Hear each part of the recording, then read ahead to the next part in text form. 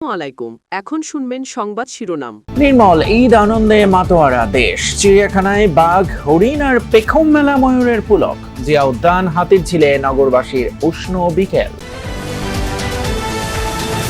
বহু বছর পর জাতীয় ঈদগাহে রাষ্ট্রপতি প্রধানমন্ত্রীর ঈদের নামাজ আদায়। ধনী গরিব নির্বিশেষে শরিক সব শ্রেণীর মানুষ। সারা দেশে ঈদের জামাতে মুসল্লিদের ঢল।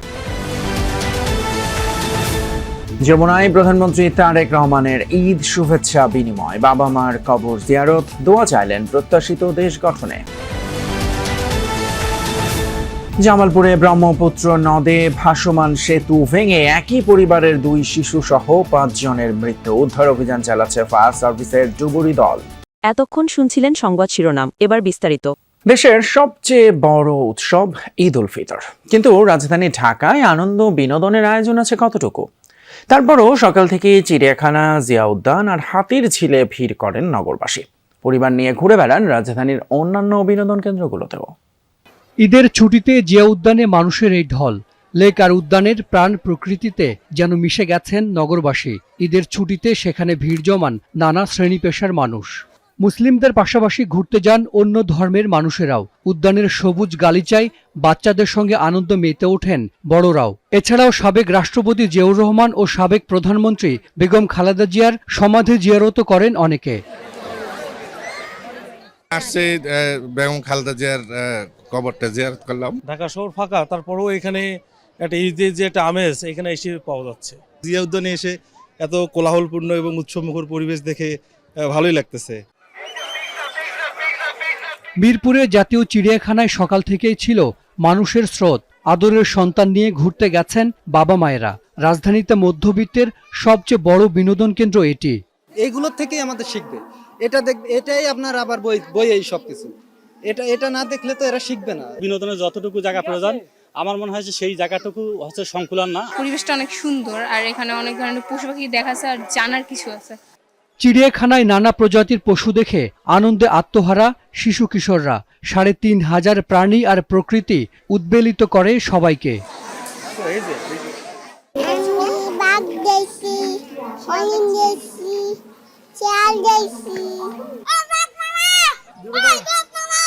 বাঘের খাঁচার সামনে ভিড়টা বেশি। ছবিতে দেখা বাঘ মামাকে সামনে পেয়ে শিশুদের আনন্দের সীমা নেই। হরিণের দল আর বানরের দুষ্টুমি মন কেড়েছে ছোটদের। এদিকে পেখম মেলেছে ময়ূর। দেশ, জাতি আর মুসলিম উম্মার শান্তি এবং সমৃদ্ধি কামনায় জাতীয় ঈদগাহে হয়েছে পবিত্র ঈদ উল ফিতরের প্রধান জামাত। পাশাপাশি ছিল বিশ্বব্যাপী চলমান অস্থিরতা আর যুদ্ধ বন্ধের প্রার্থনা।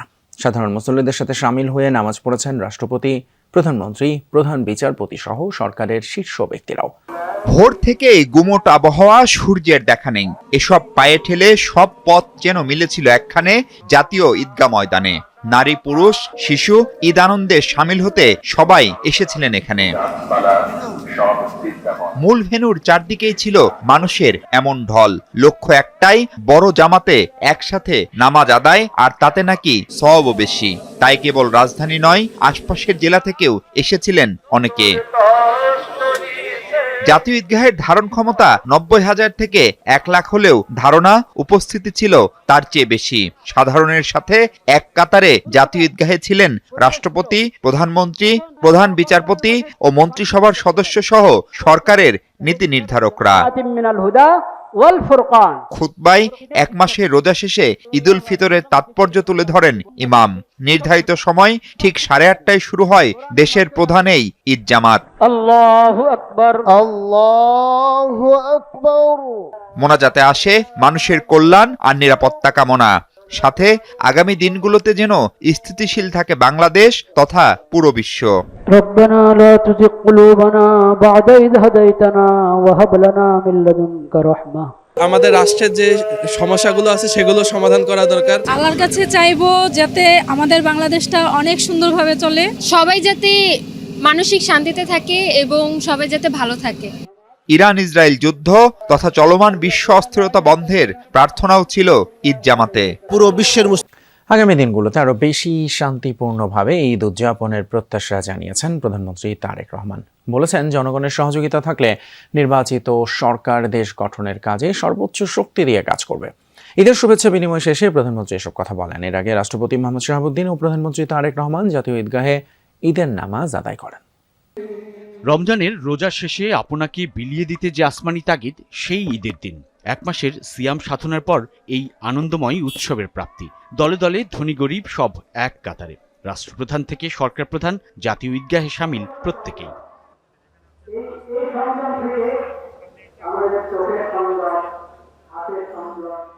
এবারের ঈদ উল ফিতরের জামাতকে ঘিরে দেশের ইতিহাসে নজিরবিহীন এক ঘটনা ঘটল প্রায় 3 যুগের ব্যবধানে। দেশে সংসদীয় গণতন্ত্র ফেরার পর প্রথমবারের মতো রাষ্ট্রপতি ও প্রধানমন্ত্রী একসঙ্গে ঈদের নামাজে।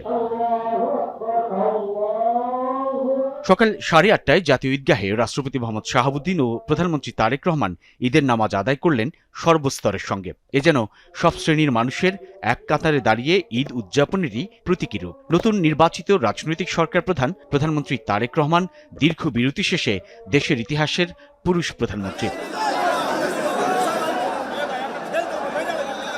ঈদ জামাত শেষে প্রধানমন্ত্রী তারেক রহমান রাষ্ট্রীয় অতিথি ভবন যমুনায় সর্বসাধারণের সঙ্গে ঈদের শুভেচ্ছা বিনিময় করেন, যেখানে ছিল একদিকে ঈদের আনন্দ, অন্যদিকে সাবেক প্রধানমন্ত্রী বেগম খালেদা জিয়ার শূন্যতা মাখা বিষণ্ণতা।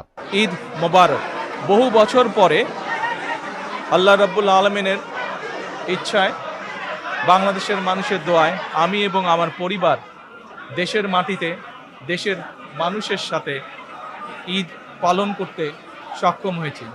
আগামী দিনগুলোতে আরও শান্তিপূর্ণভাবে ঈদ উদযাপনের প্রত্যাশা করেন তারেক রহমান। ইনশাল্লাহ ভবিষ্যতের ঈদগুলোতে যেন। জামালপুরের দেওয়ানগঞ্জে ভাসমান সেতু ভেঙে ব্রহ্মপুত্র নদে ডুবে 5 শিশুর মৃত্যু হয়েছে। বিকেলে ঘুরতে বেরিয়ে সেতু ভেঙে পড়ে গেলে ঘটনাস্থলে যায় উদ্ধারকারীরা। স্থানীয়রা জানায় বেশি মানুষ ওঠায় ভার সইতে না পেরেই সেতুটির একটা অংশ ভেঙে যায়। শোকে কাতর পরিবারগুলোর পাশে থাকার আশ্বাস দিয়েছেন স্থানীয় সংসদ সদস্য। খুশির ঈদে বিষাদের ছায়া। ব্রহ্মপুত্র নদ কেড়ে নিল 5 শিশুর তাজা প্রাণ। জামালপুরে পানিতে ডুবে প্রাণ হারিয়েছে ওই শিশুরা। নিহত শিশুদের মধ্যে 6 বছরের আব্দুল মোতালেব ও 12 বছরের খাদিজা 2 ভাই বোন। এছাড়া রয়েছে 10 বছরের মায়ামুনি, 14 বছরের আবির হোসেন আর 12 বছরের নিহাদ। ঈদের আনন্দে ঘুরতে বেরিয়ে দেওয়ানগঞ্জে ভাসমান সেতু ভেঙে নদে পড়ে ডুবে যায় তারা। আর বেঁচে ফেরা হয়নি তাদের। ভাসমান ব্রিজটা ভেঙে গেছে, অনেক লোক আটকা পড়ছে। তাৎক্ষণিকভাবে আমি পানিতে নামার পরে আমি 2 জনকে উদ্ধার করে দ্রুত হাসপাতালে প্রেরণ করি। ব্রিজটা তুমি ঠিক করা হয়েছে, ঠিক করা এমনভাবে ঠিক করা হয়েছে যাতে মানুষজন পারাপার করতে পারে, কিন্তু হঠাৎ করে বিকেলে অতিরিক্ত মানুষ হওয়ার ফলে ব্রিজটা ভেঙে যায়। মরদেহ উদ্ধারের পর থেকে পরিবারগুলোর আহাজারি আর বুক ফাটা কান্নায় ভারী হয়ে উঠেছে ব্রহ্মপুত্রের তীর। স্থানীয়